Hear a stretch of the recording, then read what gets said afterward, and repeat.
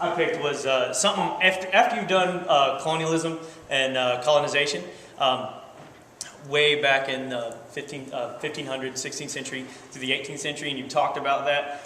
To talk about mercantilism, I always thought that was kind of a dry subject and kind of very boring, and I wanted to get the kids to understand how the parent countries felt and how the colonies felt during that whole time, and how the colonies really didn't have a say in what they could do with their goods. They just had one person they could trade with, and you're done after that. So in order to do that, made everything disappear. But in order to do that, I put together a game that we play in class, and the kids love the game. They ask at the end of the year after EOCs, because there's like that week of time, they wanted to play this game.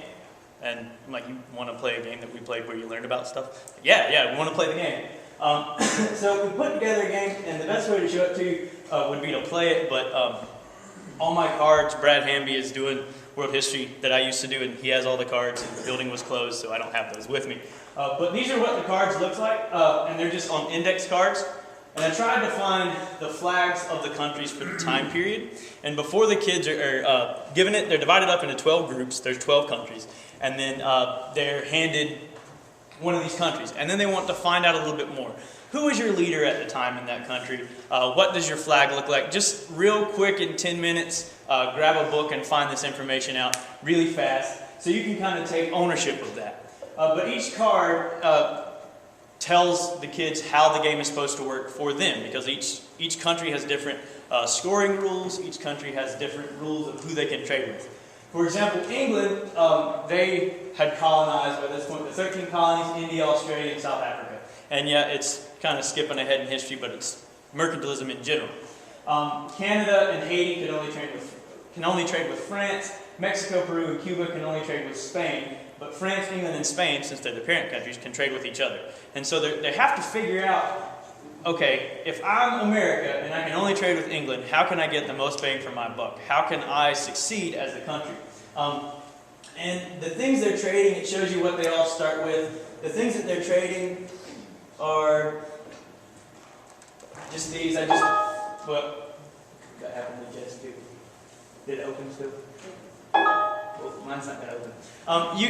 It's just gold, raw materials, food, and then industries. And you can use whatever you want to. I just printed out gold on a couple of index cards, raw materials on a couple, industry and food. And they absolutely had a blast playing it. I play at least 2 games. The first game, you just divide up your kids, let them play whoever they want to. I always give the kid that kind of wants to dominate the class something like England, so he can dominate the first time, because he's going to be the one who's ruthless and hardcore when he's playing the game. And so that's what you want for your parent country.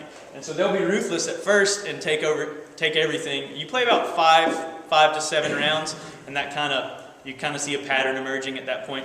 And then I stopped, and then gave all the cards out again. There's gold-producing countries like Mexico, Canada, and South Africa, and they produce gold, and that's how gold gets added into the game, and that's how the colonies can score points and get more stuff for themselves.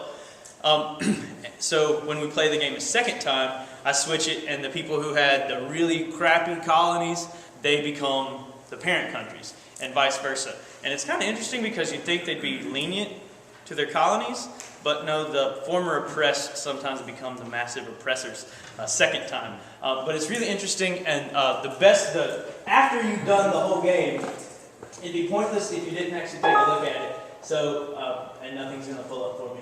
But this should all be on a Google Doc that I'll have pulled up. And the debriefing piece, that's where we actually take a look at it. Okay, how did you feel as a colony? How did you feel as a parent country? How did your motivations change? And what you'll often hear is the colonies will go around saying, can't we revolt? This is ridiculous. Why can't I trade with somebody else? And that leads into discussions of, okay, why can't you revolt? Why did mercantilism help lead into things like the American Revolution and colonies fighting for their own freedoms? And they had a blast with it. So that's what I got.